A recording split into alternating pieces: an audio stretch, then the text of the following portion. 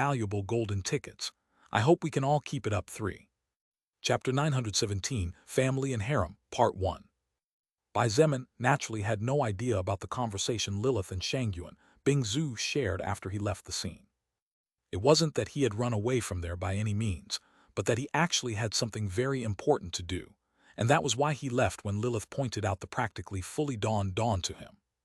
Although he knew that the two women were definitely having some perhaps not-so-pleasant talk, there wasn't much Bai Zemin could do about it. In fact, he still found it difficult, or rather could not even figure out a concrete reason why Lilith and Shangyu and Bingzu did not get along at all. From the very first moment, the two met on the now-collapsed bridge linking the north and south of Beijing. The two women practically became enemies at first sight. Because of the lingering language problem, Bai Zemin first went for Kali and put her on his back.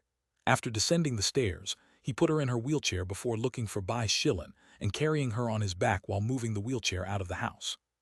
Since it was still very early, the number of people in the streets of the privileged area of the base was 0, so Bai Zemin had no problem getting home with the two little girls who were still sleeping comfortably after they realized that he was the one who was moving them. Arriving at his parents' house, Bai Zemin left Kali and Bai Shilin resting on the two big couches in the living room before walking to the kitchen. As he walked through the corners of this house that he thought would take time to get used to calling home, for some reason he felt nostalgic, as if he had lived there for his entire life, even though he had actually only spent a few nights in this place. "All right," he muttered before getting down to business. Bai Zemin was not the best chef in the world, let alone the universe. In fact, he would most likely never become one. Princess Bianca of the Litera Kingdom back in Eventide World was at least 100 times better than him or anyone he had ever met when it came to the field of cooking. However, he wasn't bad. His family's house had everything he needed, but Bai Zemin only used the seasonings since he had higher quality ingredients in his storage ring. Just as he was taking out some vegetables he gathered at Eventide World during the week he was away from the castle, while the competition of kingdoms was taking place.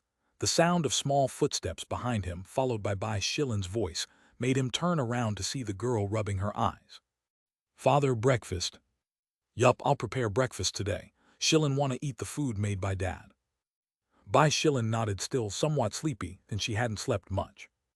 Bai Zemin told the girl to go back to rest, but she shook her head and said she wanted to stay with him, and so he let her do whatever she wanted.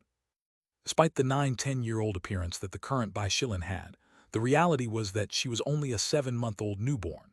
Of course, because she had a large amount of Weaver Ant records, her growth speed was unmatched, and the fact that she is a powerful soul evolver made it no problem not to sleep for a couple of days. It wasn't more than a few minutes later before the girl began to help Bai Zemin with the cooking. While she washed the vegetables and handed them to him, Bai Zemin chopped them at the same time as Bai Shilin washed the rice in a pot. Watching Bai Shilin smiling happily while humming some kind of unfamiliar song, Bai Zemin felt a surprisingly strong surge of relief in his heart. He couldn't help but wonder if his paternal instincts had kicked in, and by seeing his daughter being happy his worries suddenly became less heavy. Although the noise the two of them were making was minimal, as Bai Zemin had told Bai Shilin to be careful not to wake the others, Bai Delan and Meng Qi were second-order soul evolvers, so it was impossible for them not to wake up eventually. By the time Bai Zemin was marinating the meat of a third-order mutant bull, the sound of heavy footsteps made him force a wry smile as he continued his task. Bai Delan awoke alert, but his alertness soon turned to confusion when he realized the sound was coming from the kitchen. Since his wife was sleeping next to him, the other person was probably his daughter Meng Qi, but that didn't make much sense either since they usually all woke up about another hour or so later. It was obvious that it couldn't be a thief, let alone a killer, so Bai Delan was careful not to wake Linger and got out of bed. His expression became even weirder when he saw the beautiful little sickly-looking doll sleeping peacefully on one of the couches. But after looking at her for a few seconds, he headed for the kitchen without hiding his presence. He could feel Bai Shilin giggling happily as the kitchen utensils formed their own melody. When Bai Delan arrived at the kitchen entrance and saw the back of the grown man who seemed to be educating the girl regarding the arts of cooking, he froze for an instant before his pupils trembled fiercely. He would recognize that back even on his deathbed. This person was his son after all. Even if Bai Zemin was already a grown man, to Bai Delan and to Linger, he would probably still be the same child who needed to be cared for and protected. Bai Zemin looked at his father over his shoulder and smiled slightly as he said calmly, "Old man, you go to the living room and wait.